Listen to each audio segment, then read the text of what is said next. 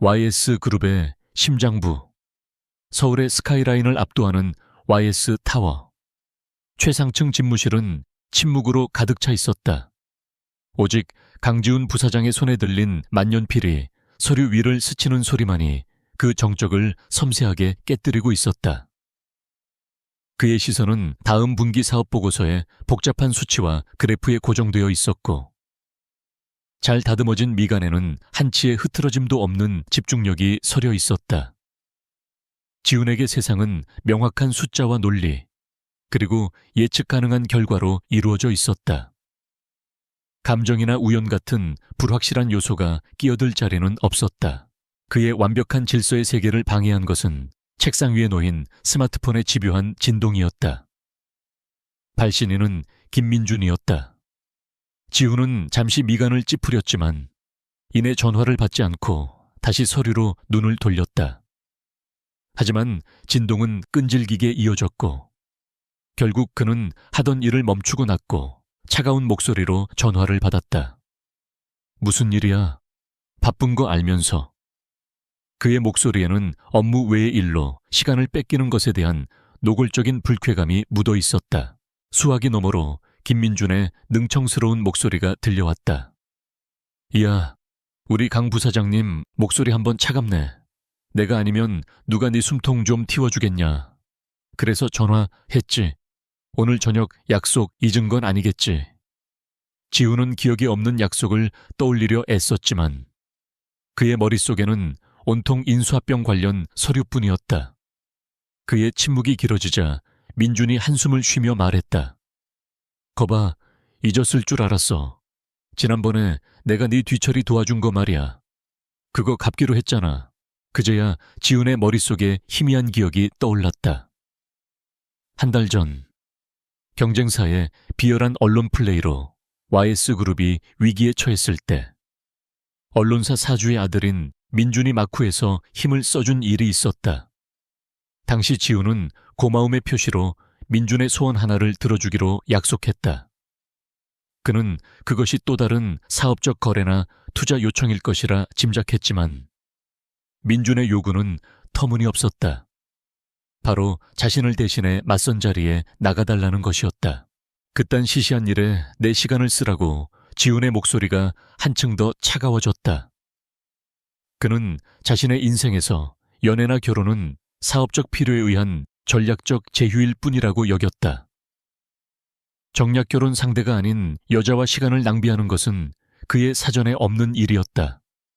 상대는 아버지가 꼭 만나보라고 성화인 집안의 딸인데 나는 죽어도 싫단 말이야. 너는 어차피 여자한테 관심도 없잖아. 그냥 1시간만 앉아있다가 오면 돼. 제발. 지훈아, 이번 한 번만. 민준의 애원에 지훈은 깊은 한숨을 내쉬었다. 김민준은 그의 유일한 친구였고 빚을 지고는 못 사는 그의 성격상 거절할 수 없는 제안이었다. 그는 마지못해 대답했다. 알았어. 장소랑 시간 보내. 대신 이걸로 우리 빚은 청산하는 거다. 전화를 끊은 지훈은 신경질적으로 넥타이를 살짝 풀었다. 평범한 여자와 의미 없는 대화를 나눠야 한다는 생각만으로도 피로가 몰려왔다. 그에게 그 시간은 YS그룹의 미래 가치를 수백억 원은 좋게 올릴 수 있는 귀중한 시간이었다. 같은 시각, 서울의 한적한 동네에 위치한 작은 작업실에서는 따스한 햇살이 창문을 통해 쏟아져 들어오고 있었다. 공기 중에는 종이와 물감 냄새가 은은하게 퍼져 있었고 벽면 가득 아이들의 꿈과 상상력을 자극하는 동화 사파들이 붙어 있었다. 박서연은 책상 앞에 앉아 태블릿 화면 속 다람쥐 캐릭터의 마지막 털 한 올을 정성껏 그리고 있었다. 그녀의 세상은 부드러운 색채와 따뜻한 이야기, 그리고 순수한 동심으로 가득 차 있었다. 서연의 평화로운 오후를 깨뜨린 것 역시 한 통의 전화였다. 발신인은 단짝 친구인 희진이었다. 서연아, 나 좀 살려줘. 진짜 큰일 났어.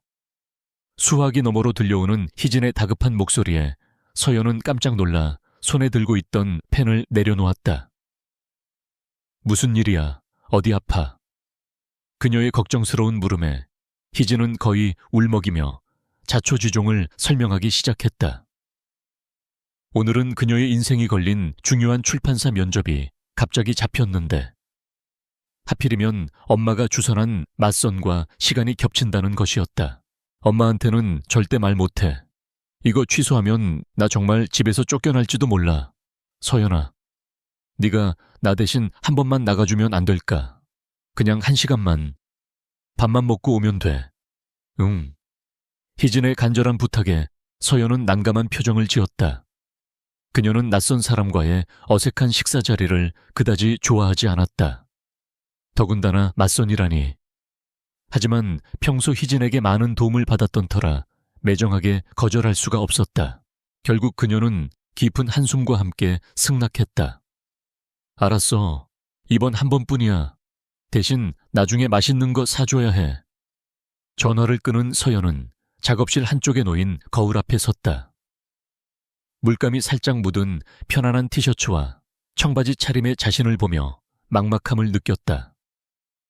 맞선 자리에는 무엇을 입고 가야 하는지, 가서 무슨 말을 해야 하는지 전혀 알 수 없었다. 그녀는 그저 친구와의 의리를 지키기 위해 생전 처음 겪어보는 어색한 상황 속으로 발을 내디딜 준비를 해야만 했다. 약속 장소인 최고급 호텔 라운지는 서연이 평소 다니던 아기자기한 카페와는 전혀 다른 세상이었다.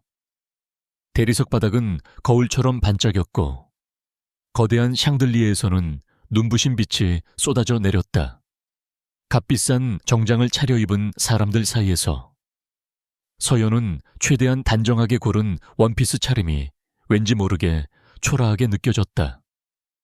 그녀는 약속된 테이블에 앉아 어색하게 찻잔만 만지작거렸다. 상대방은 어떤 사람일까? 희진의 말로는 그냥 평범한 회사원이라고 했는데 이런 장소에서 만나는 사람이 과연 평범할까 싶었다. 얼마 지나지 않아 한 남자가 그녀의 테이블로 다가왔다. 흠잡을 데 없이 딱 떨어지는 맞춤 정장, 잘 손질된 머리, 그리고 차가울 정도로 잘생긴 얼굴. 강지우는 마치 패션 잡지에서 막 걸어 나온 모델 같았다. 하지만 그의 표정은 얼음장처럼 차가웠고 서연을 바라보는 눈빛에는 어떠한 감정도 담겨 있지 않았다. 그는 자리에 앉자마자 시계부터 확인하며 말했다. 늦어서 미안합니다. 박희진 씨 맞으시죠? 용건만 간단히 하죠. 1시간 이상은 곤란합니다. 그의 무례하고 직설적인 태도에 서연은 순간 할 말을 잃었다. 자신은 박서연이었지만 지금 이 자리에서는 박희진 행세를 해야 했다. 그녀는 겨우 고개를 끄덕였다. 지우는 메뉴판을 보지도 않고 웨이터를 불러 아메리카노 2잔을 주문했다. 그리고는 마치 면접관처럼 서연에게 질문을 던지기 시작했다. 하는 일은 뭐죠? 가족관계는 결혼에 대한 가치관은 어떻습니까? 그의 질문에는 상대에 대한 최소한의 관심이나 존중도 없었다. 오직 의무감으로 이 시간을 빨리 해치우려는 의도만이 명백했다. 서연은 그의 태도가 어이없었지만 친구를 위해 꾹 참고 최대한 성의껏 대답했다. 하지만 그녀의 대답이 길어질수록 지훈의 표정은 더욱 지루하다는 듯 굳어졌다. 그는 서연의 이야기에 전혀 귀 기울이지 않고 간간히 스마트폰을 확인하며 업무 관련 메시지에 답장을 보냈다.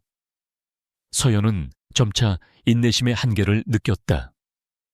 이 남자는 상대방에 대한 예의가 눈꼽만큼도 없었다. 친구의 부탁만 아니었다면 당장 자리를 박차고 일어나고 싶었다. 지우는 민준으로부터 상대 여성에 대해 들은 바를 떠올렸다. 평범한 집안 출신이지만 야망이 크고 신분 상승의 욕구가 강한 여자라고 했다. 그는 눈앞의 여자가 자신의 재력과 배경을 알고 의도적으로 접근했을 것이라 단정했다. 그는 찻잔을 내려놓으며 비아냥거리는 투로 말했다. 박희진 씨, 시간 낭비는 서로에게 좋지 않으니 본론을 말하죠. 원하는 게 뭡니까? YS그룹 며느리 자리라도 노리는 겁니까? 당신 같은 사람은 수없이 봐와서 잘 압니다. 적당한 선에서 원하는 걸 말하면 고려해보죠. 그 순간 서연의 머릿속에서 무언가 툭 끊어지는 소리가 났다. YS그룹, 그게 뭐든 상관없었다. 이 남자의 오만함은 도를 넘어서고 있었다. 그녀는 자신도 모르게 피식 웃음을 터뜨렸다. 화가 나기보다는 어이가 없어서 나오는 웃음이었다. 그녀의 예상치 못한 반응에 지훈의 눈썹이 살짝 위로 올라갔다. 그는 그녀가 당황하거나 분노할 것이라 예상했지. 저렇게 여유롭게 웃을 것이라고는 상상하지 못했다. 서연은 턱을 괜 채 지훈을 똑바로 쳐다보며 말했다. 저기요, 이름도 제대로 모르는 아저씨. 제가 뭘 원하는지 그렇게 궁금하세요. 저는 지금 당장 이 지루하고 예의 없는 자리에서 벗어나서 제 다람쥐 캐릭터에 꼬리를 마저 그려주는 걸 원해요. 그리고 YS그룹이든 뭐든 그런 따분한 곳에 며느리 자리에는 눈꼽만큼도 관심 없거든요. 아저씨 같은 사람이랑 사는 건 생각만 해도 숨이 막히네요. 그녀의 목소리는 차분했지만 그 안에는 날카로운 가시가 숨어 있었다. 지우는 생전 처음 겪어보는 상황에 완전히 허를 찔렸다. 감히 누구도 자신에게 아저씨라고 부르거나 자신의 세계를 따분하다고 표현한 적이 없었다. 모든 여자가 자신에게 잘 보이려고 애썼고 그의 재력과 권력 앞에 고개를 숙였다. 하지만 눈앞의 이 여자는 전혀 달랐다. 그녀의 눈빛에는 두려움이나 욕망 대신 순수한 경멸과 짜증만이 담겨 있었다. 그는 순간적으로 무슨 말을 해야 할지 몰라 침묵했다. 서연은 자리에서 일어났다. 그럼 저는 이만 가볼게요. 오늘 시간 내주셔서 정말 감사했습니다. 다시는 볼 일 없었으면 좋겠네요. 그녀는 가볍게 고개를 까딱하고는 망설임 없이 라운지를 빠져나갔다. 홀로 남겨진 지우는 텅 빈 맞은편 의자를 멍하니 바라보았다. 그의 완벽하게 통제되던 세계에 작은 균열이 생긴 순간이었다. 불쾌감과 함께 아주 미세하고 낯선 종류의 호기심이 그의 마음속에서 고개를 들기 시작했다. 그는 처음으로 자신의 돈이나 지위가 통하지 않는 상대를 만난 것이었다. 다음 날 강지훈은 평소와 다름없이 YS타워 집무실에서 하루를 시작했다. 밤새 검토한 해외 시장 분석 보고서에는 그의 날카로운 코멘트가 붉은 펜으로 빽빽하게 적혀 있었다. 어젯밤의 불쾌한 만남은 그의 효율적인 두뇌 속에서 이미 삭제된 파일처럼 여겨졌다. 그는 그런 사소한 일로 자신의 귀중한 시간을 낭비할 만큼 한가한 사람이 아니었다. 그는 비서에게 전화를 걸어 간결하게 지시했다. 오늘 오전 스케줄 전부 30분씩 앞당겨.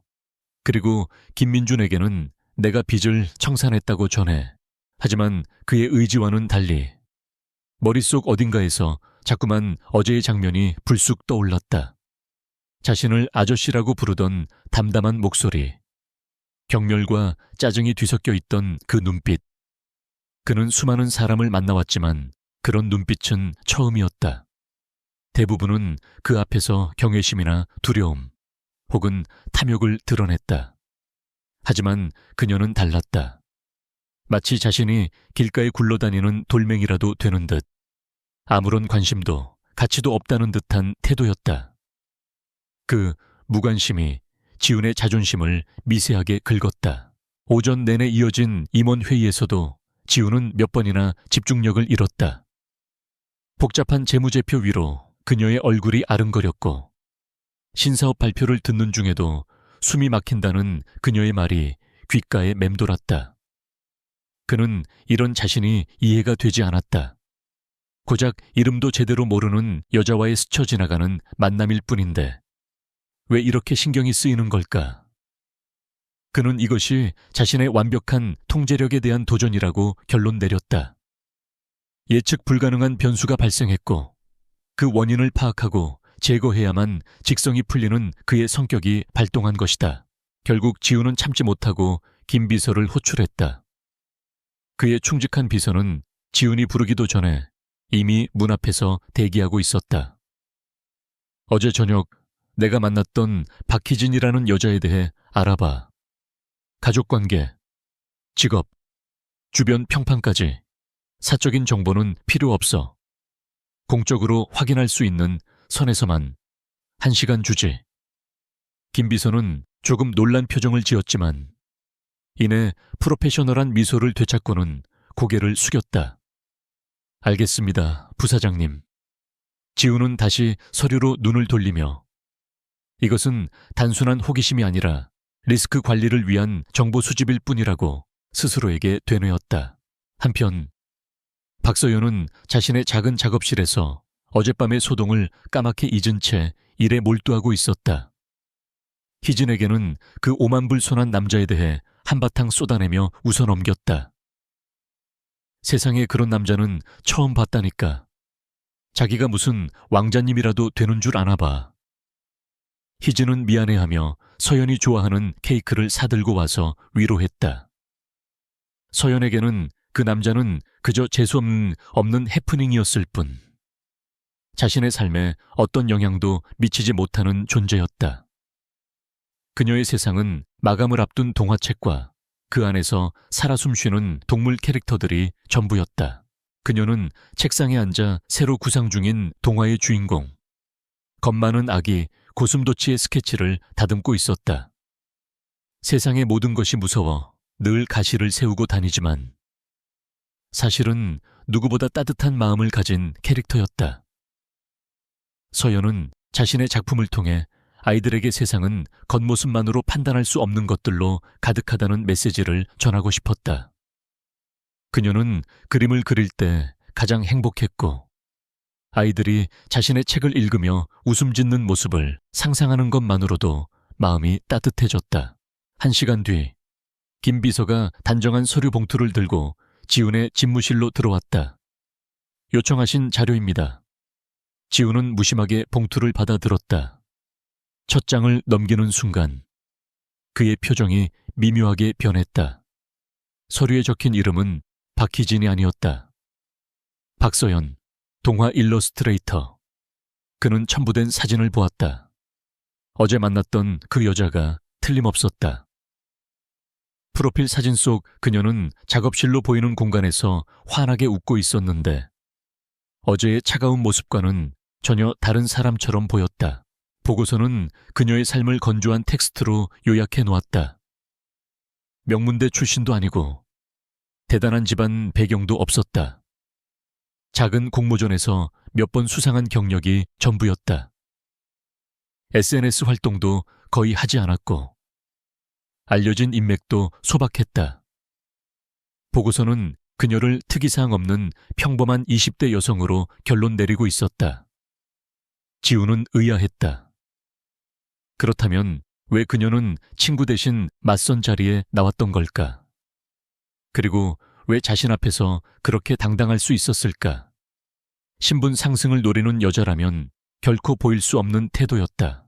그는 문득 그녀의 직업에 흥미가 생겼다. 동화 일러스트레이터. 지훈의 세계와는 가장 거리가 먼 단어였다. 그는 무의식적으로 인터넷 검색창에 박서연 작가를 입력했다. 몇 번의 클릭 끝에 그는 그녀가 운영하는 작은 블로그를 찾아냈다. 블로그에는 그녀가 그린 그림들과 작업 과정에 대한 소소한 글들이 올라와 있었다. 그는 스크롤을 내리며 그림들을 하나씩 천천히 훑어보았다. 따뜻하고 부드러운 색감, 사랑스러운 캐릭터들, 그리고 그림 곳곳에 배어있는 순수한 상상력. 그 그림들은 마치 다른 세상의 언어처럼 느껴졌다.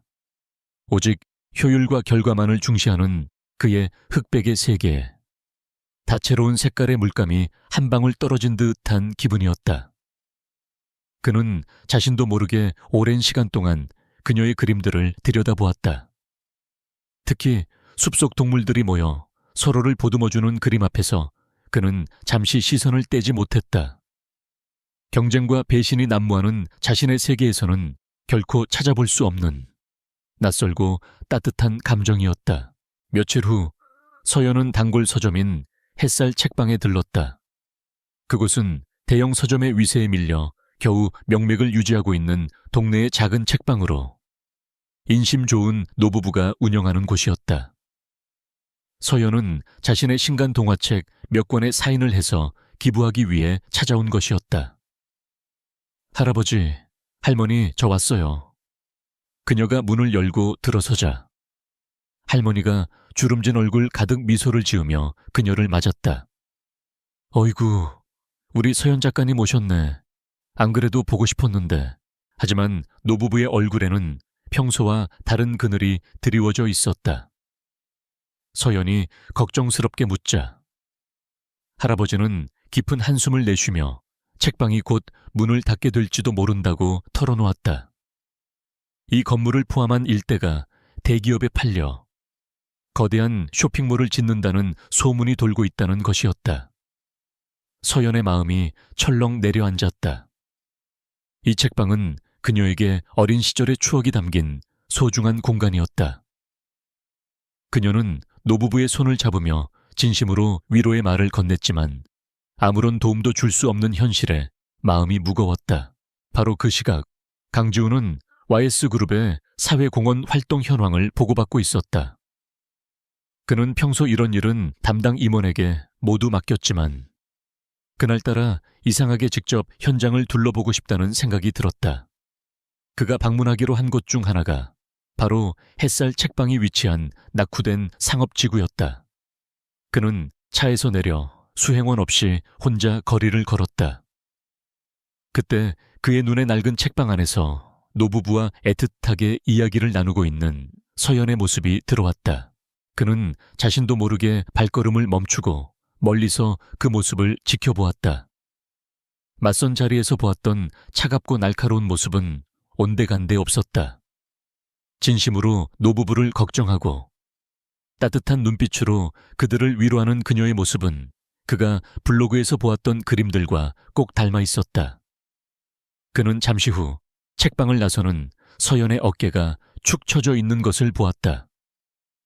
그녀가 사라진 후 지훈은 김 비서에게 전화를 걸어 이 지역의 재개발 계획에 대해 알아보라고 지시했다. 얼마 지나지 않아 그 재개발 사업의 주체가 YS그룹의 자회사 중 하나라는 사실이 밝혀졌다. 지훈은 잠시 생각에 잠겼다. 사업적 관점에서 보면 낡은 서점 하나 때문에 전체 계획을 수정하는 것은 비효율적인 일이었다. 하지만 그의 머릿속에서는 서연의 슬픈 표정과 노부부의 주름진 얼굴이 떠나지 않았다. 그는 짧은 고민 끝에 결정을 내렸다. 해당 부지의 재개발 계획은 전면 재검토하도록 해 지역 상권과의 상생 방안을 먼저 찾아보고 그 전까지는 모든 절차를 보류시켜 며칠 뒤 햇살 책방의 노부부는 구청으로부터 재개발 계획이 무기한 보류되었다는 소식을 듣게 되었다. 노부부는 기적이라도 일어난 것 같다며 기뻐했고 이 소식을 들은 서연도 자신의 일처럼 기뻤다.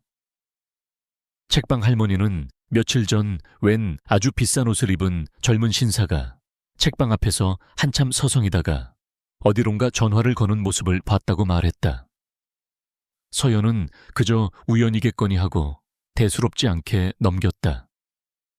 하지만 그녀의 마음 한구석에 그 오만했던 남자의 얼굴 위로 이름 모를 젊은 신사의 모습이 희미하게 겹쳐지며 작은 의문의 씨앗을 남겼다. 강지훈은 며칠 동안 박서연이라는 예상치 못한 변수에 대해 생각했다. 그는 스스로를 합리화하려 애썼다. 그녀에 대한 관심은 지적 호기심일 뿐이며 자신의 통제 범위를 벗어난 인물에 대한 분석 욕구라고. 하지만 그의 마음 깊은 곳에서는 그것이 단순한 분석 이상의 감정이라는 것을 어렴풋이 느끼고 있었다. 그녀의 그림에서 보았던 따뜻함과 서점에서 목격한 진심 어린 모습은 그의 무채색 세상에 던져진 강렬한 색채와도 같았다. 그는 그녀를 다시 만나야겠다고 결심했다. 김비서를 통해 그는 박서연이 신진 동화 작가들을 위한 작은 그룹 전시에 참여한다는 사실을 알아냈다. 전시는 도심의 번화가에서 조금 벗어난 한적한 동네의 소규모 갤러리에서 열릴 예정이었다. 그가 평소 드나들던 거대하고 권위적인 미술관과는 전혀 다른 분위기의 공간이었다. 지우는 이것이 완벽한 기회라고 생각했다. 호텔 라운지라는 인위적인 무대가 아닌 그녀의 세상 안에서 진짜 박서연을 만나볼 수 있는 기회. 그는 주말 스케줄을 모두 비우고 마치 우연히 그곳을 지나가는 것처럼 보이도록 치밀하게 계획을 세웠다. 전시가 열리는 주말 오후. 갤러리는 아이들의 웃음소리와 부모들의 따뜻한 대화로 가득 차 있었다. 벽에는 각양각색의 개성이 담긴 동화 사파들이 걸려 있었고 공간 전체에 상상력과 순수함이 넘실거렸다. 박서연은 자신의 작품 앞에 서서 아이들에게 그림 속 캐릭터에 대한 이야기를 들려주고 있었다. 그녀는 무릎을 굽혀 아이들과 눈을 맞추었고 그녀의 얼굴에는 진심 어린 행복감과 자신의 일에 대한 열정이 환하게 피어 있었다. 그 모습은 지훈이 이제껏 보아온 그 어떤 화려한 여성보다도 눈부시게 빛났다. 지훈은 평소 입던 딱딱한 수트 대신 고급스럽지만 편안해 보이는 캐시미어 니트에 면바지를 입고 갤러리 안으로 들어섰다. 그는 일부러 인파 속에 섞여 한동안 멀리서 그녀를 지켜보았다. 아이들을 대하는 다정한 모습, 자신의 작품을 설명할 때 반짝이는 눈빛, 모든 것이 그가 알던 박서연과는 또 다른 모습이었다. 그는 천천히 그녀의 작품 쪽으로 다가갔다. 겁 많은 아기 고슴도치가 처음으로 세상 밖으로 나서는 장면을 담은 따뜻한 색감의 그림이었다. 그가 그림 앞에 섰을 때 서연은 마침 아이들에게 설명을 막 끝내고 고개를 돌리다 그를 발견했다. 그녀의 얼굴에 스쳐 지나가는 놀라움과 당혹감, 그리고 경계심을 지우는 놓치지 않았다. 그녀는 잠시 머뭇거리다 마지못해 입을 열었다. 또 당신이군요, 아저씨. 이런 곳은 취향이 아닐 거라고 생각했는데요. 그녀의 목소리에는 여전히 날이 서 있었지만 처음 만났을 때보다는 그 강도가 조금 약해져 있었다. 지훈은 예상했다는 듯 부드럽게 미소를 지었다. 강지훈입니다. 그리고 보다시피 아직 아저씨 소리를 들을 나이는 아닙니다. 그는 처음으로 정식으로 자신의 이름을 밝혔다. 그리고는 자연스럽게 말을 이었다. YS 문화재단에서 신진작가 후원 사업을 구상 중이라 참고할 만한 전시를 둘러보고 있던 참입니다. 우연히 박서연 작가님의 이름이 보여서 들어와 봤습니다.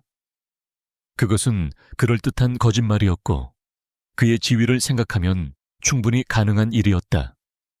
서연은 그의 말을 완전히 믿지는 않았지만 더 이상 따져 묻지도 않았다. 지훈은 그녀의 그림을 가리키며 물었다. 이 고슴도치 캐릭터, 블로그에서 본 기억이 납니다. 왜 하필 고슴도치였습니까? 늘 가시를 세우고 있지만 사실은 누구보다 따뜻한 마음을 가졌다는 설정이 인상적이더군요. 그의 질문은 의례적인 것이 아니었다. 그녀의 작품 세계를 정확히 이해하고 던지는 깊이 있는 질문이었다. 서연은 자신도 모르게 경계심을 조금 풀었다. 이 남자가 적어도 자신의 그림을 건성으로 보지는 않았다는 사실이 느껴졌기 때문이다. 그녀는 천천히 입을 열어 자신의 작품 철학에 대해 이야기하기 시작했다. 세상에는 오해받는 존재들이 많잖아요. 고슴도치의 가시는 자신을 보호하기 위한 수단일 뿐. 상대를 공격하려는 의도가 아니죠. 아이들이 제 그림을 보면서 겉모습 너머에 있는 진심을 볼 수 있는 따뜻한 마음을 가졌으면 좋겠다고 생각했어요. 자신의 일에 대해 이야기하는 그녀의 목소리는 생기가 넘쳤고 표정은 열정으로 빛났다. 지훈은 잠시 모든 것을 잊고 그녀의 이야기에 완전히 빠져들었다. 그의 세계에서는 모든 것이 이해관계와 계산으로 이루어져 있었다. 하지만 그녀의 세계는 공감과 이해, 그리고 따뜻한 시선으로 가득 차 있었다. 그는 진심으로 감탄하며 말했다.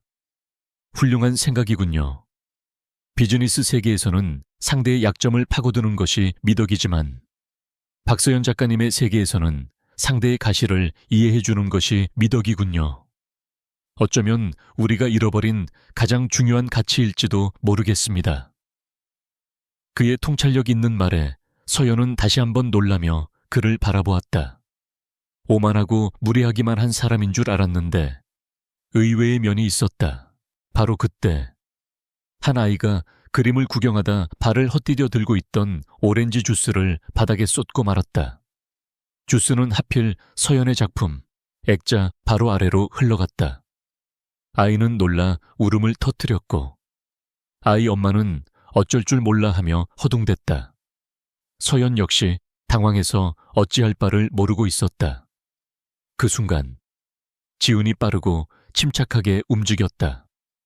그는 먼저 울고 있는 아이에게 다가가 부드러운 목소리로 괜찮아, 일부러 그런 게 아니잖니. 울지 않아도 돼 라며 아이를 안심시켰다. 그리고는 자신의 주머니에서 값비싸 보이는 손수건을 꺼내 아무렇지 않게 바닥에 주스를 닦아내기 시작했다. 그의 행동은 너무나 자연스럽고 신속해서 주변 사람들은 잠시 멍하니 그를 바라볼 뿐이었다. 그는 당황한 아이 엄마에게도 괜찮다는 눈짓을 보낸 뒤 갤러리 직원에게 조용히 대걸레를 요청했다. 그의 침착하고 사려 깊은 대처 덕분에 소란은 금방 정리되었다. 서연은 그 모든 과정을 말없이 지켜보았다. 자신이 알던 강지훈이라는 남자와는 전혀 다른 모습이었다. 어느덧 전시가 끝날 시간이 다가왔다. 사람들은 하나둘씩 갤러리를 떠났고 공간에는 서연과 지훈 그리고 몇몇 관계자들만 남았다. 어색한 침묵이 흘렀다. 먼저 입을 연 것은 지훈이었다. 오늘 박서연 작가님의 세계에 대해 조금이나마 알게 되어 기뻤습니다. 좋은 영감을 많이 얻었습니다. 그의 목소리는 진심으로 들렸다. 그는 집으로 돌아가는 그녀에게 차를 태워주겠다고 제안했지만 서연은 정중하게 거절했다. 괜찮습니다. 혼자 갈 수 있어요. 그녀는 아직 그에게 완전히 마음을 열 준비가 되지 않았다. 지훈은 더 이상 강요하지 않았다. 그는 그저 고개를 끄덕이며 말했다. 그럼 조심히 들어가십시오. 박서연 씨. 그는 처음으로 그녀의 이름 뒤에 씨라는 존칭을 붙였다. 그 작은 변화가 서연의 마음에 미세한 파문을 일으켰다. 그가 갤러리를 떠난 후 서연은 한동안 그가 사라진 문 쪽을 바라보았다. 두 번째 만남은 첫 번째와는 전혀 다른 인상을 남겼다. 오만함 속에 감춰진 의외의 다정함과 통찰력. 그녀는 강지훈이라는 남자가 점점 더 궁금해지기 시작했다. 혼란스러움과 함께 아주 작은 설렘이 그녀의 마음속에서 조심스럽게 싹트고 있었다. 갤러리에서의 만남 이후 강지훈과 박서연 사이에는 미묘한 변화의 기류가 흐르기 시작했다. 지훈은 더 이상 우연을 가장하지 않았다. 그는 YS 재단에서 진행하는 아동복지 프로젝트에 대한 자문을 구한다는 명목으로 그녀에게 조심스럽게 연락을 취했다. 처음에는 업무적인 용건으로 시작된 대화였지만 어느새 자연스럽게 서로의 일상이나 생각에 대한 이야기로 번져나갔다. 서연은 여전히 경계심을 완전히 풀지는 않았지만 그의 진지하고 사려 깊은 태도에 조금씩 마음의 문을 열고 있었다. 그들의 대화는 주로 문자를 통해 이루어졌지만 가끔은 전화통화로 이어지기도 했다. 수화기 너머로 들려오는 그의 낮고 차분한 목소리에 서연은 자신도 모르게 귀를 기울였다. 그는 그녀가 상상했던 재벌 3세의 모습과는 많이 달랐다. 세상 모든 것을 돈과 권력으로만 판단할 것 같았던 남자에게서 의외의 따뜻함과 인간적인 고뇌를 발견하게 된 것이다. 지훈 역시 마찬가지였다. 서연과의 대화는 그에게 삭막한 현실을 잠시 잊게 해주는 휴식과도 같았다. 며칠 후 지훈은 큰 용기를 내어내어 그녀에게 데이트 신청을 했다. 그는 최고급 레스토랑이나 화려한 파티 대신 그녀가 좋아할 만한 장소를 신중하게 골랐다. 이번 주말에 시간 괜찮다면 오래된 나무가 많은 조용한 공원에 가고 싶습니다. 근처에 헌책방을 개조한 작은 북카페도 있다고 하더군요. 그의 제안은 서연의 취향을 정확히 꿰뚫고 있었다. 그가 자신을 세심하게 관찰하고 이해하려 노력하고 있다는 사실에 서연은 거절할 수 없었다. 약속 당일 그들은 가을 햇살이 부서져 내리는 공원의 한적한 오솔길을 나란히 걸었다. 지우는 평소와 달리 편안한 차림이었고 서연 역시 좋아하는 스웨터에 청바지를 입고 있었다. 어색함도 잠시. 그들은 곧 자연스럽게 대화를 나누기 시작했다. 서연은 자신의 어린 시절 꿈과 동화작가가 되기까지의 과정에 대해 이야기했고 지우는 처음으로 자신의 약한 모습을 드러냈다. 거대한 그룹을 이끌어야 한다는 중압감과 늘 완벽해야 한다는 강박감에 대해 조심스럽게 털어놓았다. 서로의 세계가 얼마나 다른지 실감하면서도 그들은 그 다름 속에서 묘한 공감대를 형성했다. 서연은 그의 어깨를 짓누르는 무게를 조금이나마 이해하게 되었고 지우는 그녀의 소박하지만 단단한 삶의 방식에서 위안을 얻었다. 북카페에 앉아 따뜻한 커피를 마시며 그들은 시간 가는 줄 모르고 이야기를 이어갔다. 처음으로 두 사람은 서로의 배경이나 조건을 완전히 잊고 한 남자와 한 여자로서 서로를 마주보고 있었다. 연인이라고 하기에는 아직 서툴렀지만 분명 그들 사이에는 따뜻하고 간질거리는 감정이 싹트고 있었다. 공원에서 막 빠져나오던 그들의 평화로운 시간을 산산조각 낸 것은 도로변에 미끄러지듯 멈춰선 날렵한 검은색 스포츠카였다. 운전석 문이 열리고 한 여자가 우아한 몸짓으로 차에서 내렸다. 머리부터 발끝까지 최고급 명품으로 치장한 그녀는 마치 패션 화보에서 걸어 나온 듯 완벽했지만 그 표정은 얼음처럼 차가웠다. 그녀는 YS그룹의 주요 파트너인 태진그룹 회장의 외동딸이자 지훈의 집안에서 점 찍어둔 정략결혼 상대인 최유라였다. 유라는 서연은 아예 보이지 않는다는 듯 오직 지훈에게만 시선을 고정한 채 다가왔다. 그녀의 목소리는 인형처럼 예뻤지만 가시가 돋쳐 있었다. 지훈 씨, 여기서 뭐해요? 할아버지께서 저녁 식사 같이 하자고 찾으시는데 전화도 안 받고. 그녀의 말투에는 당연하다는 듯한 소유욕과 지훈의 시간을 방해한 무언가에 대한 짜증이 가득 담겨 있었다. 그녀의 등장은 두 사람 사이에 흐르던 따뜻한 공기를 순식간에 얼어붙게 만들었다. 지훈의 표정이 순식간에 굳어졌다. 그는 서연의 앞으로 반걸음 나서며 그녀를 보호하려는 듯한 자세를 취했다. 그리고는 유라를 향해 차갑고 단호한 목소리로 말했다. 최유라 씨, 이쪽은 박서연 씨입니다. 제게 아주 중요한 분이죠. 아주 중요한 분이라는 말에 그는 특별히 힘을 주어 강조했다. 그것은 유라에게 보내는 경고이자 동시에 그 자신도 미처 깨닫지 못했던 서연에 대한 자신의 감정을 처음으로 공식화하는 선언과도 같았다. 그제야 유라는 서연에게로 시선을 돌렸다. 그녀는 위아래로 서연의 소박한 옷차림을 훑어보았고 그 눈빛에는 노골적인 경멸과 무시가 가득했다. 그녀는 마치 길가의 벌레를 보는 듯한 표정으로 서연에게 말했다. 아, 이분이군요. 요즘 지훈 씨의 취미 생활이라는 자기 분수를 아는 게 좋을 거예요. 지훈 씨 옆자리는 아무나 넘볼 수 있는 자리가 아니니까. 그녀의 말 한마디 한마디는 서연의 가슴에 비수처럼 날아와 박혔다. 서연은 순간 숨을 쉴 수 없을 만큼 충격을 받았다. 상처받은 마음과 함께 분노가 치밀어 올랐지만 그녀는 유라가 원하는 대로 비참하게 무너지지 않았다. 그녀는 허리를 꼿꼿이 세우고 유라의 오만한 눈을 피하지 않고 똑바로 마주 보았다. 그리고는 차분하지만 단호한 목소리로 대답했다. 제 분수와 제 자리는 제가 판단합니다. 신경 써주실 필요 없어요. 그녀의 목소리는 떨리지 않았다. 그 조용한 위엄은 유라의 도끼 어린 공격보다 훨씬 더 강한 힘을 가지고 있었다. 자신에게 감히 맞서는 서연의 태도에 유라의 얼굴이 분노로 일그러졌다. 하지만 그보다 더 그녀를 참을 수 없게 만든 것은 지훈의 반응이었다.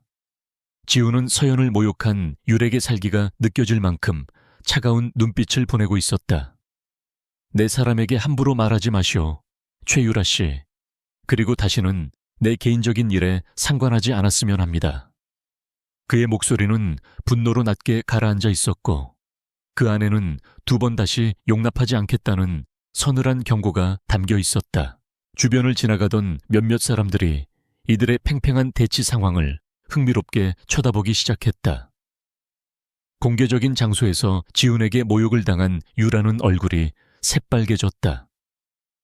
그녀는 분노와 수치심으로 부들부들 떨며 서연을 향해 악의에 찬 눈빛을 한번 쏘아붙이고는 채 올라타 굉음을 내며 사라졌다. 아름다웠던 데이트는 그렇게 최악의 형태로 끝나버렸다. 유라가 떠난 자리에 지훈과 서연 사이에는 무겁고 어색한 침묵만이 남았다. 지훈은 깊은 죄책감이 담긴 눈으로 서연을 바라보며 말했다. 미안합니다. 정말 미안합니다. 나 때문에 겪지 않아도 될 일을 겪게 만들었습니다. 서연은 괜찮다는 듯 희미하게 웃어 보였지만 그 미소는 금방이라도 부서질 것처럼 위태로워 보였다. 그녀는 그의 잘못이 아니라고 말했지만 방금 전의 일은 2 사람 사이에 놓인 거대하고 차가운 현실의 벽을 다시 한번 잔인하게 일깨워 주었다. 그들의 싹트기 시작한 관계 위로 어둡고 긴 그림자가 드리워지기 시작했다. 최유라가 폭풍처럼 사라진 후 공원에는 무거운 침묵만이 감돌았다. 강지훈은 죄책감과 분노로 아무 말도 하지 못했다.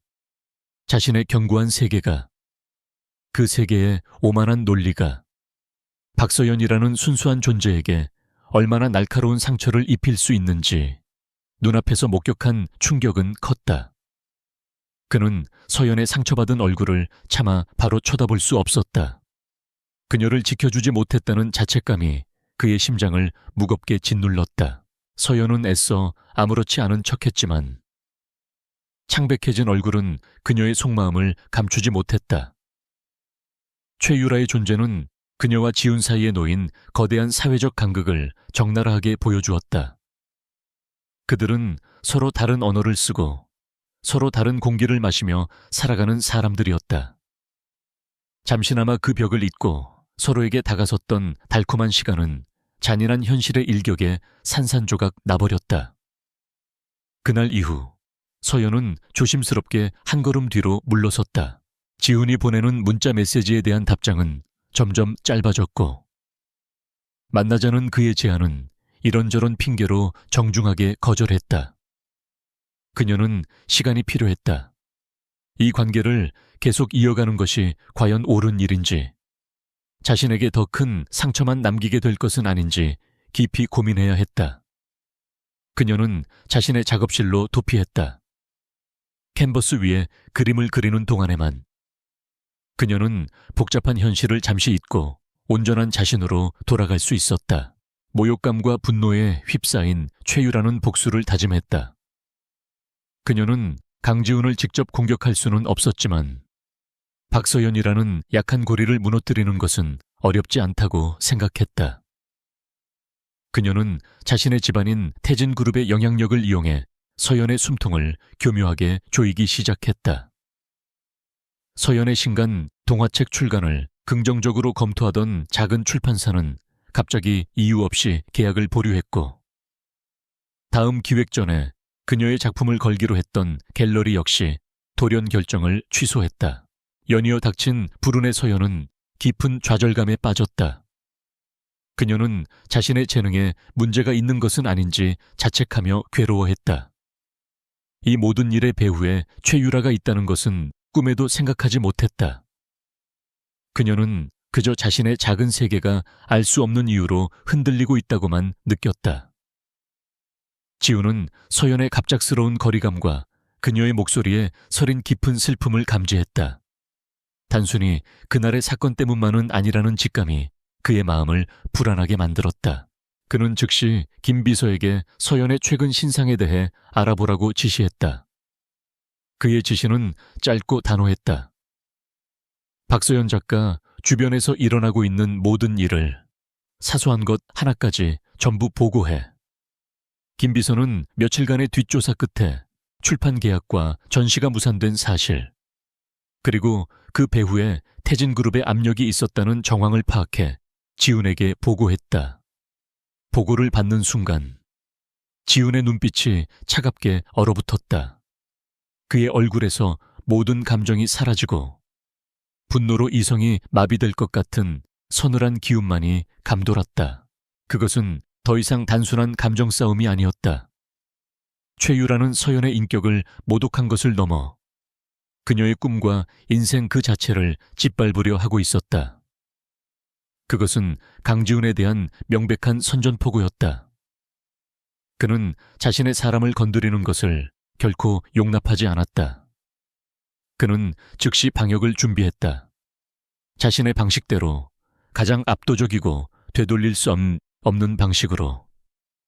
그는 며칠 뒤에 열리는 국내 모든 언론과 재계 인사들이 주목하는 YS그룹 주최 자선 갈라 행사를 그 무대로 선택했다.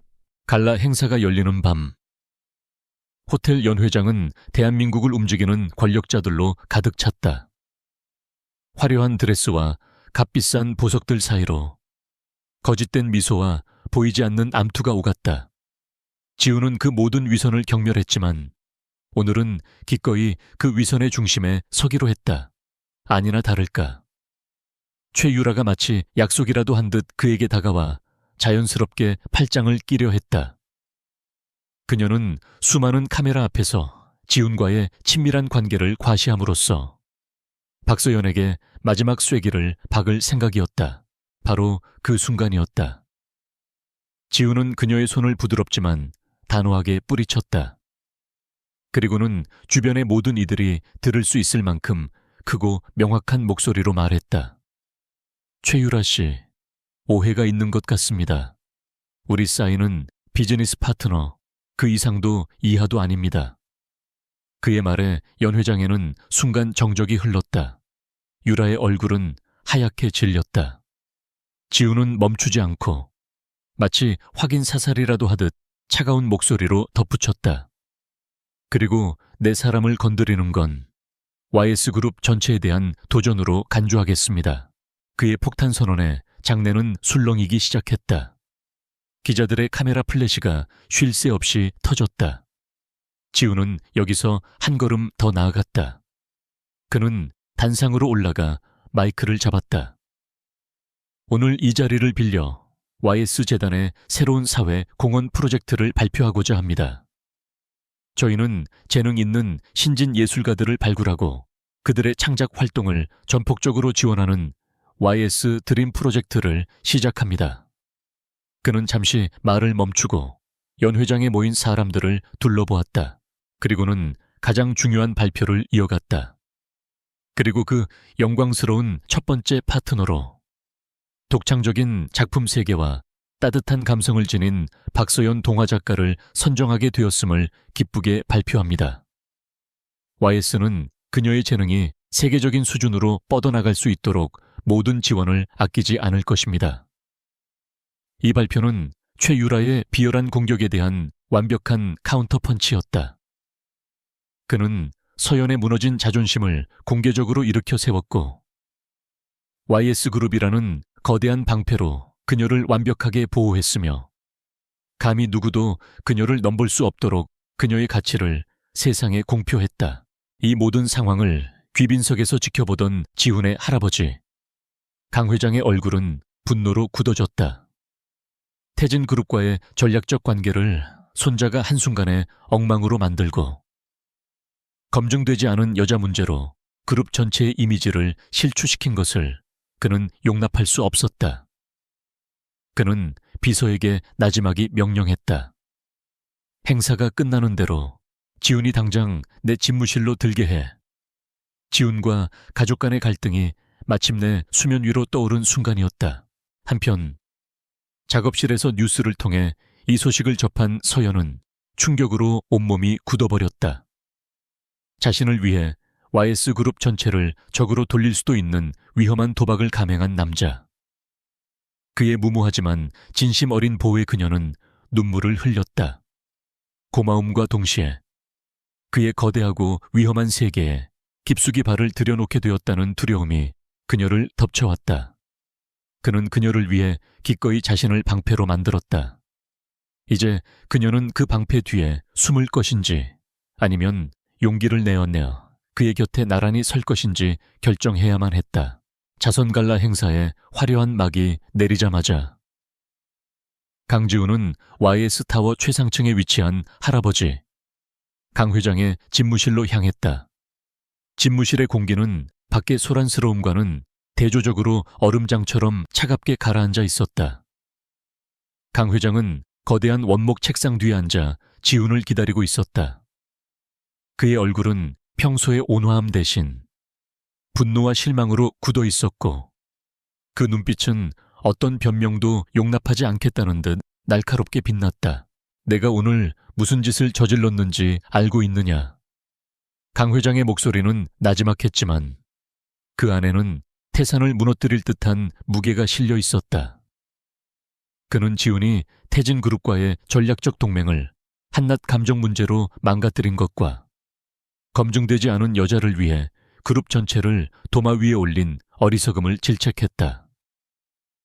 YS그룹의 후계자라면 사사로운 감정보다는 그룹의 이익을 최우선으로 생각해야 한다는 것이 그의 지론이었다. 지훈은 조금도 물러서지 않고 할아버지의 시선을 정면으로 마주했다. 그의 목소리는 차분했지만 그 안에는 강철 같은 의지가 담겨 있었다. 제가 한 일은 제 사람을 지킨 것뿐입니다. YS그룹의 이름에 먹칠을 한 것은 제가 아니라 권력을 이용해 약한 사람을 짓밟으려 한 최유라 씨와 태진그룹입니다. 저는 제 결정에 후회 없습니다. 그의 대답에 강 회장의 눈썹이 꿈틀했다. 손자의 입에서 이토록 단호한 반항을 듣게 될 줄은 상상도 하지 못했던 것이다. 강 회장은 지훈의 고집을 꺾기 위해 더욱 강하게 그를 몰아붙였다. 그 계집에게 대체 무엇을 홀린 것이냐? 당장 그 관계를 정리해라. 내 옆자리는 YS그룹의 미래를 함께 짊어질 수 있는 격에 맞는 여자의 자리여야 한다. 하지만 지훈은 단호하게 고개를 저었다. 그럴 수 없습니다. 서연 씨는 제게 그 어떤 사업적 거래보다 소중한 사람입니다. 할아버지께서도 그분을 직접 만나보시면 제 마음을 조금은 이해하게 되실 겁니다. 지훈의 확고한 태도에 노련한 경영자인 강 회장은 정면 충돌로는 이 문제를 해결할 수 없다는 것을 깨달았다. 그는 잠시 생각에 잠겼다가 전략을 바꾸기로 결심했다. 힘으로 눌러 비다내려 하기보다는 상대의 가장 약한 부분을 직접 공략하기로 그는 지훈에게 말했다. 좋다. 네가 그토록 소중히 여기는 여자라니 이 늙은이가 직접 한번 만나봐야겠구나. 내 안목이 어느 정도인지 내 눈으로 직접 확인하겠다. 그의 제안에 지훈은 불안감을 느꼈지만 거절할 수는 없었다. 며칠 후 박서연은 YS그룹 회장, 비서실로부터 정중하지만 위압적인 연락을 받았다. 강 회장이 개인적으로 뵙고 싶어 한다는 내용이었다. 전화기를 내려놓은 서연의 손이 가늘게 떨렸다.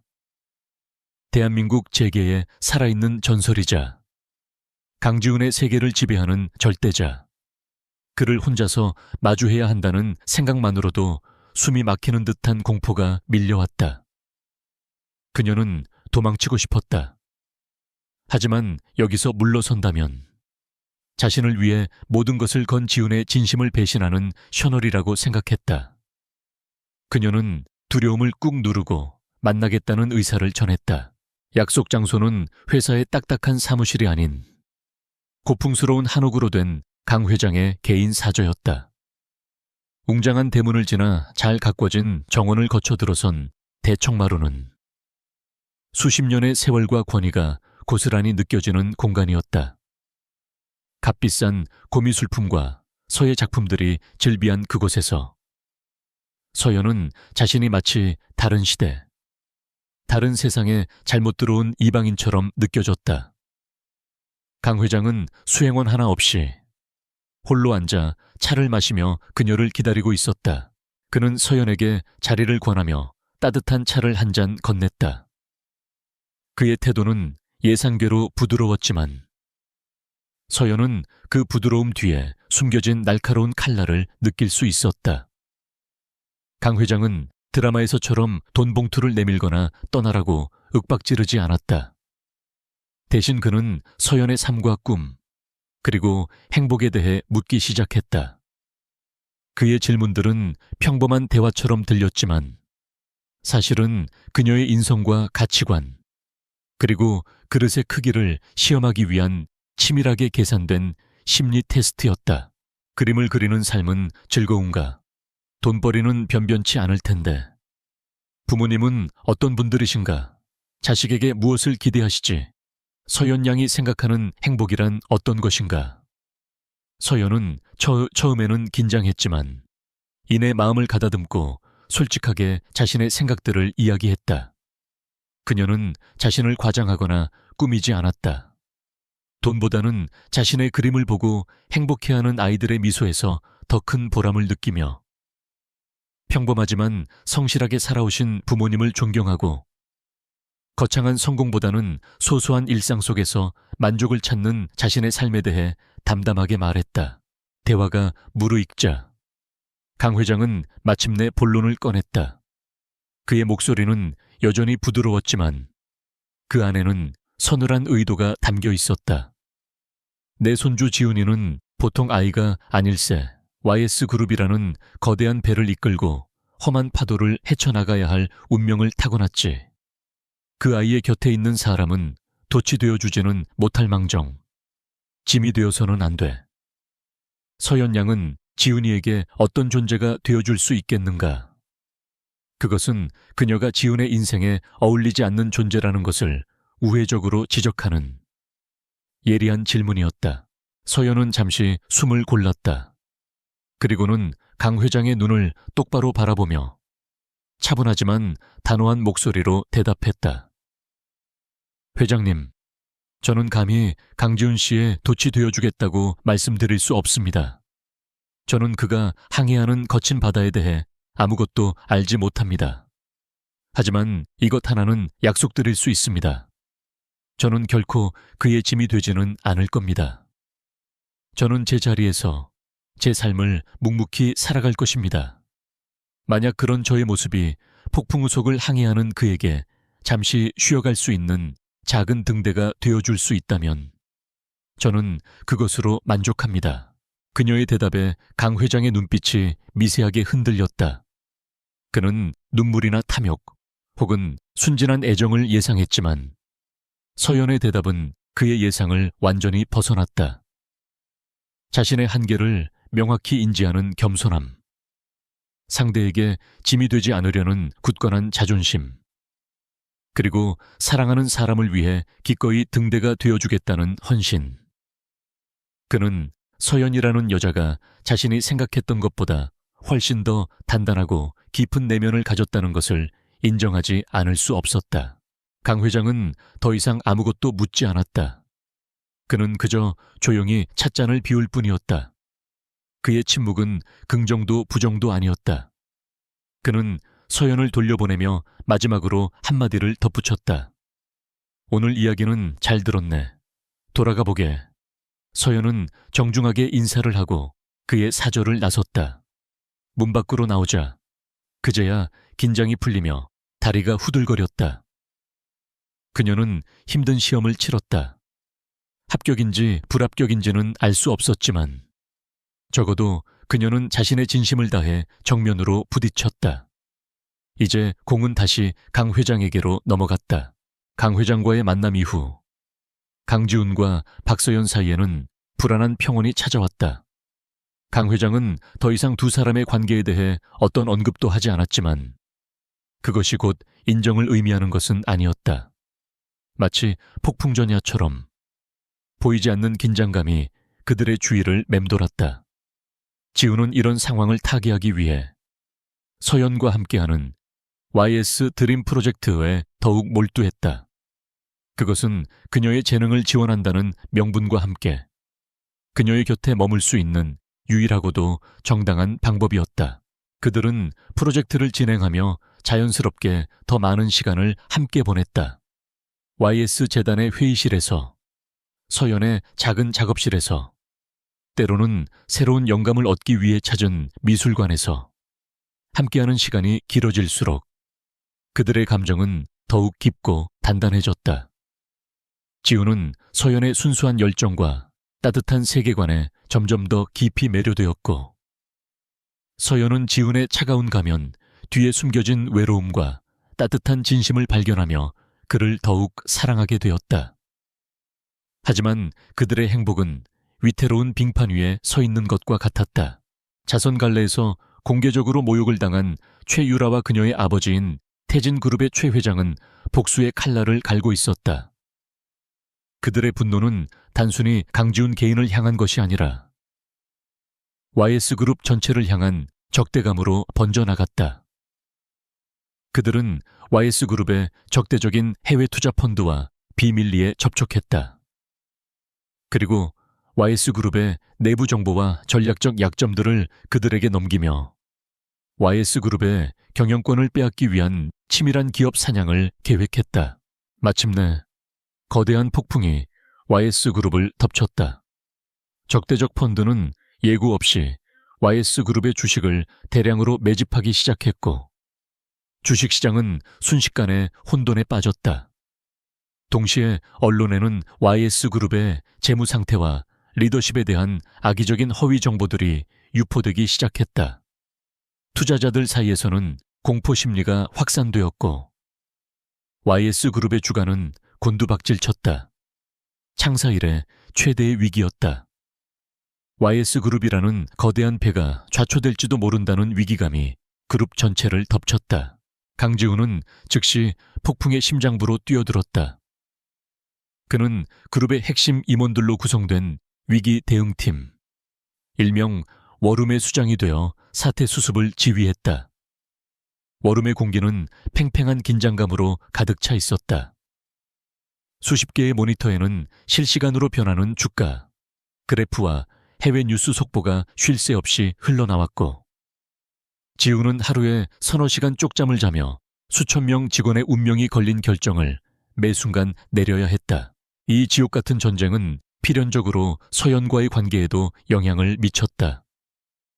지훈은 그녀에게 전화를 걸거나 메시지를 보낼 시간조차 없었다. 간신히 연락이 닿아도 그의 목소리는 극도의 피로와 스트레스에 지쳐 있었고, 대화 내용은 온통 그녀가 이해할 수 없는 전문적인 경영 용어들 뿐이었다. 그들이 애써 쌓아 올렸던 감정적 유대감은 거대한 위기 앞에서 속절없이 달아 없어지는 듯했다. 서연은 뉴스를 통해 YS그룹의 위기와 힘겹게 싸우고 있는 지훈의 소식을 접했다. 그녀는 그를 돕고 싶었지만 자신이 할 수 있는 일이 아무것도 없다는 사실에 깊은 무력감에 빠졌다.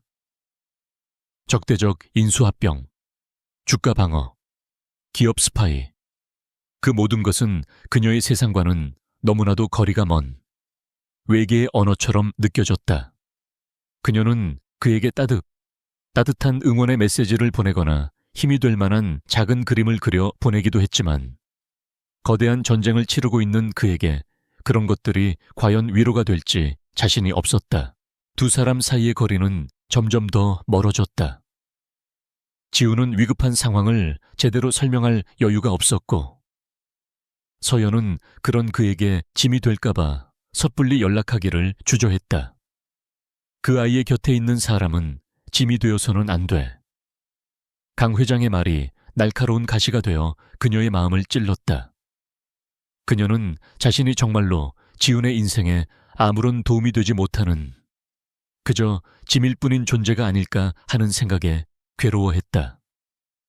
사랑하는 사람의 고통을 곁에서 지켜볼 수밖에 없다는 사실이 그녀를 더욱 고립시켰다. 어느 늦은 밤, 지훈은 텅 빈 워룸에서 홀로 모니터를 응시하고 있었다. 복잡하게 얽힌 주가 방어 전략 데이터를 바라보는 그의 눈은 피로로 붉게 충혈되어 있었다. 그는 책상 위에 놓인 서연이 보내준 작은 고슴도치 그림을 잠시 바라보았다. 그림 속 고슴도치는 따뜻하게 웃고 있었지만 그 미소가 지금의 그에게는 너무나 멀게 느껴졌다. 그는 서연이 너무나도 보고 싶었지만 이 전쟁이 끝나기 전까지는 그녀를 만날 자격이 없다고 생각했다. 같은 시각, 서연은 자신의 작업실에서 거의 완성된 그림을 앞에 두고 넋을 놓고 있었다. 그림 속에는 깊은 절벽을 사이에 두고 서로를 향해 애타게 손을 뻗고 있는 두 사람이 그려져 있었다. 하지만 그들의 손은 결코 닿을 수 없을 것처럼 보였다. YS그룹의 위기는 그들의 두 세계 사이에 현실의 절벽을 만들어버렸다. 서연의 눈에서 조용히 눈물 한 방울이 캔버스 위로 떨어졌다. 과연 그들의 사랑은 이 거대한 절벽을 뛰어넘을 수 있을까? 두 사람은 각자의 공간에서 같은 절망감을 느끼고 있었다. 박서연은 점점 더 깊은 소외감을 느꼈다. 텔레비전 뉴스 화면 속 강지훈은 피곤하고 굳은 표정으로 심각한 얼굴의 임원들에게 둘러싸여 있었다. 그 모습은 마치 견고한 유리병 너머의 세상처럼 그녀가 결코 닿을 수 없는 곳에 있는 것처럼 보였다. 두 사람 사이의 물리적, 심리적 거리는 태평양처럼 넓게만 느껴졌다. 그녀는 YS 드림 프로젝트의 일환인 새 동화책 작업을 계속하려 애썼지만 마음이 잡히지 않아 붓은 자꾸만 허공을 맴돌았다. 그저 무력하게 앉아있을 수만은 없다고 생각한 서연은 자신만의 방식으로 이 전쟁을 이해하기 위해 노력하기 시작했다. 그녀는 매일같이 신문을 읽고 어려운 경제 기사들을 몇 번이고 다시 읽으며 YS그룹의 위기 상황을 파고들었다. 복잡한 금융 용어나 전문적인 경영 전략은 이해할 수 없었지만 여러 기사들을 읽어 내려가면서 그녀는 사건의 본질을 어렴풋이 파악하기 시작했다.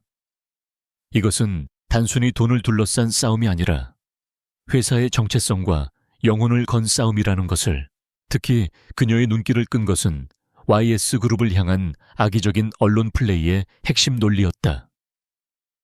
태진그룹이 배후에서 조종하는 기사들은 반복적으로 YS그룹이 최근 추진하던 친환경 사업이나 직원 복지 강화 정책을 공격했다. 비효율적인 투자, 핵심 사업과 무관한 비용 낭비, 기업의 본질을 망각한 감상적인 경영이라는 자극적인 표현으로 강지훈이 추구하는 진보적인 비전을 마치 회사를 병들게 하는 약점인 것처럼 포장하고 있었다. 그 논리는 서연에게 너무나도 익숙한 것이었다. 그것은 사람들이 종종 자신의 직업을 애들 장난이나 돈 안 되는 일로 치부하며 무시하던 시선과 정확히 닮아 있었다. 단기적인 이익을 위해 장기적인 가치와 인간 중심의 철학을 폄하하는 냉소적인 논리.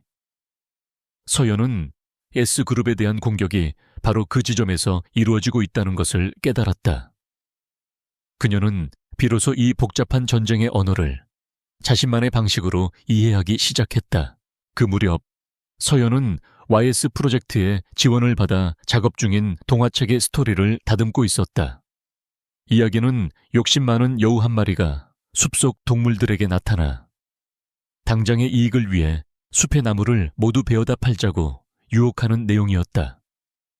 여우는 그것이 훨씬 효율적이라고 주장했다.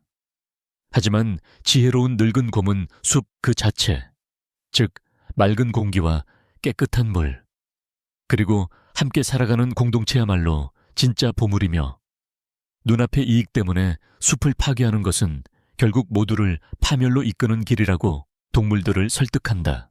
그녀가 캔버스 위에 지혜로운 곰의 모습을 스케치하던 바로 그 순간, 그녀의 머릿속에서 번개가 치듯 모든 것이 하나로 연결되었다. 지금 벌어지고 있는 기업 전쟁은 그녀가 쓰고 있는 동화와 똑같은 이야기였다. 적대적 펀드는 욕심 많은 여우였고, YS그룹이 지키고자 하는 가치와 비전은 바로 숲이었다. 그녀는 지훈의 팀이 여우의 논리에 휘말려 금융 데이터와 법적 논쟁이라는 여우의 방식으로만 싸우고 있다는 것을 깨달았다. 그들은 싸움의 판을 바꿔야 했다. 서연은 새로운 확신에 차 지훈에게 전화를 걸었다. 그는 긴박한 회의 중에 걸려온 전화를 무시하려 했지만 무언가에 이끌린 듯 전화를 받았다. 그의 지친 목소리가 수화기 너머로 들려왔다. 서연은 주가나 경영권 방어에 대해 조언하지 않았다. 대신 그녀는 여우와 숲에 대한 자신의 동화 이야기를 들려주었다. 그녀의 목소리는 열정으로 가득 차 있었다. 지훈 씨, 당신의 숲이 얼마나 돈이 되는지를 증명하려고 애쓰지 마세요.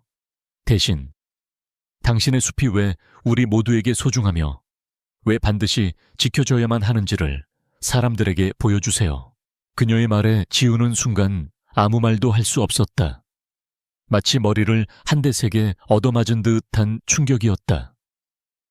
그녀의 단순한 비유는 그동안 그를 짓누르던 복잡한 재무 공식과 보어드룸의 정치 공학을 단숨에 관통해버렸다. 그것은 패러다임의 전환이었다. 그의 전략가들은 적의 공격을 막아내는 방어적인 금융 기법에만 몰두한 나머지 여론이라는 더 큰 전쟁터와 주주들의 장기적인 충성심을 완전히 놓치고 있었다. 그녀의 인간 중심적인 관점은 그가 절실하게 필요로 했던 돌파구를 제공해 주었다. 그는 지금껏 싸움의 본질을 잊고 있었다. YS그룹은 단순한 이익 집단이 아니었다. 그곳에는 수십 년간 회사를 위해 헌신해온 직원들이 있었고, 회사를 믿어준 고객들이 있었으며, 회사가 추구해온 사회적 가치가 있었다. 그것이 바로 그들이 지켜야 할 숲이었다. 서연의 통찰력은 그에게 새로운 무기를 쥐어주었다.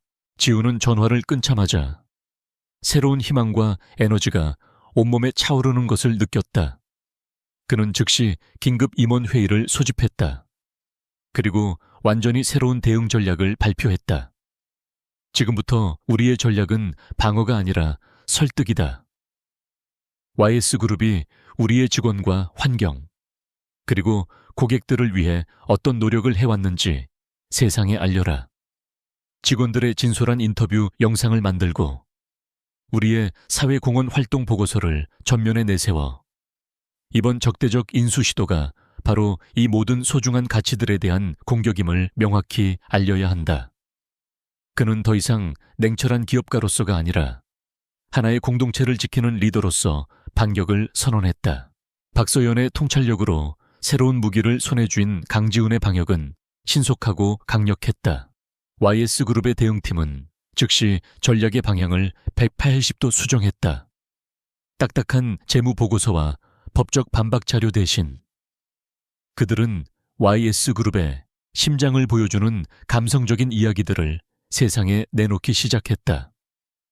YS그룹의 홍보팀은 밤을 새워 YS그룹의 진정한 가치를 담은 영상들을 제작했다.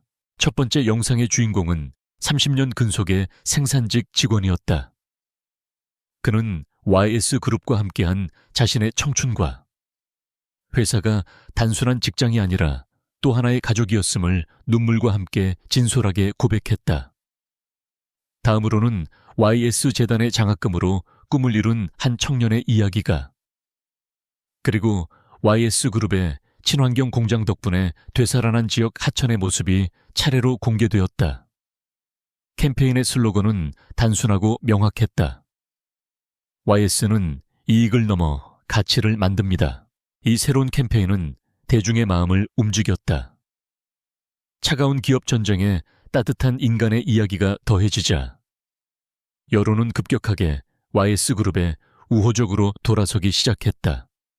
특히 소액 주주들, 이른바 개미 투자자들이 움직이기 시작했다. 그들은 온라인 커뮤니티를 중심으로 YS그룹 지키기 운동을 벌이며 자신들의 소중한 주식을 팔지 않고 오히려 추가로 매수하며 경영권 방어에 힘을 보탰다. 언론 역시 YS그룹을 공격하던 해외 펀드의 도덕성과 그 배후에 대한 의혹을 제기하기 시작했다. 상황이 예상치 못하게 흘러가자 최유라와 최 회장은 당황하기 시작했다. 그들이 기획한 것은 순수한 금융공학에 기반한 공격이었다. 하지만 강지훈은 이 싸움을 돈의 전쟁이 아닌 가치와 명분의 전쟁으로 바꿔버렸다. 그들이 결코 대응할 수 없는 방식이었다. YS그룹에 대한 공격이 비윤리적인 행위로 비치기 시작하자 그들과 손을 잡았던 해외 펀드 역시 부담을 느끼며 동맹에 균열이 생기기 시작했다. 여론전으로 시간을 버는 동안 지훈의 정보팀은 물밑에서 바쁘게 움직였다. 그들은 태진그룹과 해외 펀드 사이의 부정한 자금 흐름과 정보 유출 경로를 집요하게 추적했다. 그리고 마침내 결정적인 증거를 찾아냈다. 최 회장이 YS그룹의 미공개 내부 정보를 해외 펀드 측에 넘기는 장면이 담긴 CCTV 영상과 그 대가로 거액의 자금이 오고 간 차명 계좌 내역이었다. 그것은 빼도 박도 못하는 내부자 거래와 기업 스파이 행위의 증거, 즉 스모킹 건이었다. 모든 준비를 마친 지훈은 마지막 결전의 장으로 임시 주주총회를 소집했다. YS그룹의 운명이 걸린 주주총회장에는 팽팽한 긴장감이 감돌았다. 최 회장과 최유라, 그리고 해외 펀드의 대표단은 여전히 자신들이 확보한 의결권으로 승리를 자신하며 오만한 표정으로 자리에 앉아 있었다. 강 회장 역시 주주총회에 참석해 무슨 생각을 하는지 알 수 없는 무표정한 얼굴로 손자의 마지막 도박을 지켜보고 있었다. 마침내 단상에 오른 지훈은 예상과 달리 복잡한 경영 현황 브리핑으로 발표를 시작하지 않았다. 그는 YS그룹의 창업부터 지금까지의 역사를 담담하게 이야기하기 시작했다. 직원들과 함께 땀 흘렸던 순간들, 사회에 기여하기 위해 노력했던 가치들, 즉 박서연이 말했던 수피의 이야기를 주주들에게 들려주었다. 그의 진심 어린 발표에 주주총회장의 분위기는 조금씩 YS그룹에 대한 신뢰와 애정으로 채워지기 시작했다. 감성적인 서두로 주주들의 마음을 얻은 후 그는 날카로운 본론으로 들어갔다. 하지만 우리의 이 소중한 숲을 불태우고 그 채로 자신의 배만 채우려는 욕심 많은 여우들이 있습니다. 그의 말이 끝나기 무섭게 대형 스크린에는 최 회장이 해외 펀드 관계자들과 밀담을 나누는 영상이 재생되었다. 그리고 이어서 그들의 불법적인 거래 내역이 명확한 증거 자료와 함께 공개되었다. 주주총회장은 순식간에 아수라장이 되었다. 최 회장과 유라의 얼굴은 새하얗게 질려버렸다. 모든 진실이 밝혀지자 상황은 완전히 역전되었다. 분노한 주주들은 YS그룹의 현 경영진에 대한 압도적인 지지를 표명했고 적대적 인수합병 시도는 공식적으로 무산되었다. 최 회장 부녀는 모든 주주들 앞에서 완벽하게 몰락했으며 그들의 범죄 행위는 곧바로 사법당국의 수사로 이어질 운명이었다. 강지훈은 마침내 YS그룹을 지켜냈다. 승리의 함성이 울려 퍼지는 가운데 지훈은 마이크를 다시 잡았다. 그는 자신을 믿어준 임직원들과 주주들에게 깊은 감사를 표했다. 그리고는 모두가 예상치 못한 말을 이어갔다. 그는 객석에 앉아있는 강 회장을 잠시 바라본 후 다시 정면을 향해 말했다. 그리고 이 모든 승리의 시작을 가능하게 해준 한 사람이 있습니다. 저에게 싸움의 본질과 숲의 소중함을 일깨워준 박서연 작가에게 이 모든 영광을 돌립니다. 공식적인 석상에서 터져나온 그의 사적인 고백에 장내는 다시 한번 술렁였다. 그는 몰락한 최 씨 부녀가 앉아있던 빈자리를 향해 시선을 던지며 자신의 마지막 선언을 덧붙였다. 저는 YS그룹을 지켰고 앞으로도 지켜나갈 것입니다. 그리고 이제는 제 삶과 제 사람 또한 제 자신의 방식대로 지켜나가겠습니다. 그것은 정략 결혼으로 대표되는 구시대적 방식에 대한 명백한 거부이자 박서연에 대한 흔들리지 않는 사랑의 맹세였다. 그 모습을 지켜보던 강 회장의 무표정한 입게, 아주 희미하지만 분명한 미소가 처음으로 피어올랐다. 치열했던 주주총회에 막이 내린 후 YS그룹에는 마침내 평화가 찾아왔다. 위기는 완전히 진압되었고 강지훈의 리더십 아래 그룹은 이전보다 더욱 굳건한 신뢰를 바탕으로 안정을 되찾았다. 언론은 연일 YS그룹의 극적인 승리와 불법적인 행위로 몰락한 태진그룹의 소식을 대서특필했다.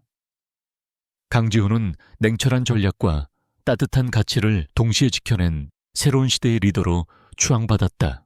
모든 것이 제자리를 찾아가던 어느 날 오후, 지훈은 할아버지인 강 회장의 사저를 찾았다. 마주 앉은 두 사람 사이에는 더 이상 이전과 같은 팽팽한 긴장감이 흐르지 않았다. 강 회장은 직접 차를 따르며 무심한 척 입을 열었다. 그 그림 그리는 아가씨가 YS그룹의 내로라는 전략가들보다 나았구나.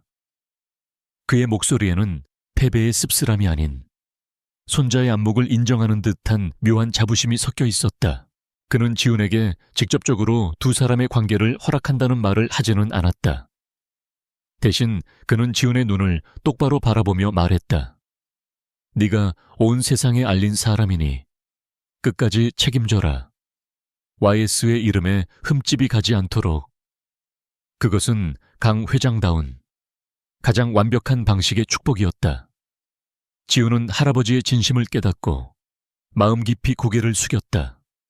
길고 길었던 전쟁이 마침내 완전한 끝을 맺는 순간이었다. 모든 폭풍이 지나간 후 지훈은 가장 먼저 서연에게로 향했다. 그는 미리 연락하지 않았다. 그저 무작정 그녀의 작은 작업실 문을 두드렸다. 문을 열고 나온 서연은 취하면서도 한결 편안해진 얼굴의 지훈을 보고 아무 말도 하지 못했다. 그저 눈에 눈물이 그렁그렁 맺힌 채 그를 바라볼 뿐이었다. 지훈 역시 마찬가지였다. 두 사람을 갈라놓았던 거대하고 깊었던 절벽이 이제는 사라지고 없었다. 그는 조용히 그녀를 품에 안았다. 수많은 말들이 마음속에 맴돌았지만 지금 이 순간에는 어떤 말도 필요 없었다.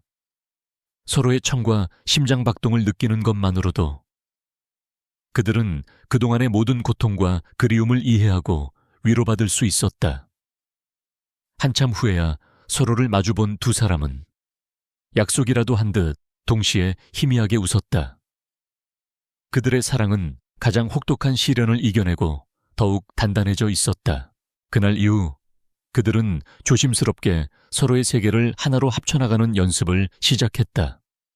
지훈은 의식적으로 그녀의 세계로 걸어 들어왔다. 주말이면 을에 참석하던 재계의 따분한 모임 대신 그는 서연의 작업실 한편에 놓인 작은 소파에 앉아 있는 것을 더 좋아하게 되었다. 그는 그곳에서 처음으로 아무런 계산 없이 온전히 한 남자로서 휴식을 취하는 법을 배웠다. 서연이 그림을 그리는 모습을 바라보며 그녀가 들려주는 소소한 일상 이야기를 듣는 것이 그의 가장 큰 행복이 되었다.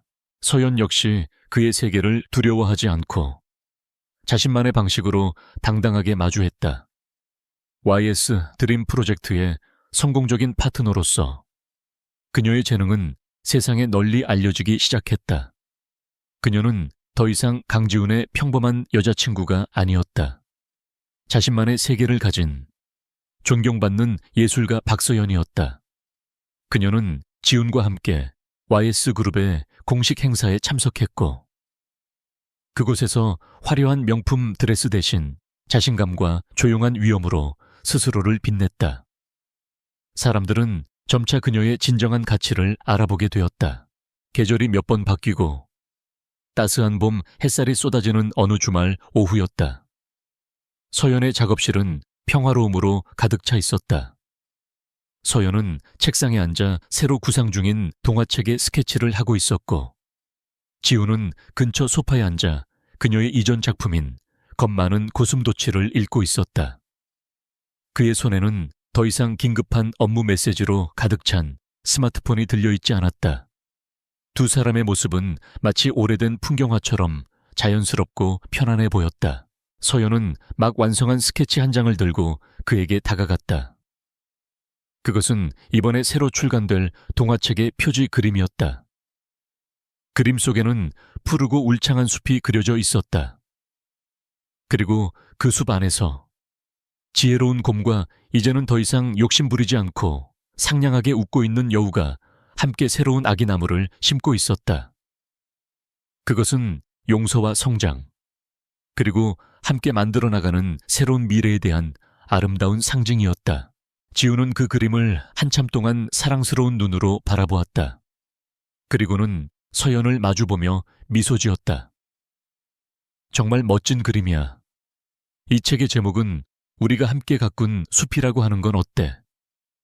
그는 이제 단순한 후원자가 아니라 그녀의 창작 세계에 영감을 주는 동반자가 되어 있었다. 서로 너무나도 달랐던 두 개의 세계는 이제 완벽하게 하나로 합쳐져 이전에는 세상에 없던 새롭고 아름다운 이야기를 함께 그려나가고 있었다. 그들의 사랑은 마침내 가장 행복하고 의미 있는 결말을 맞이했다.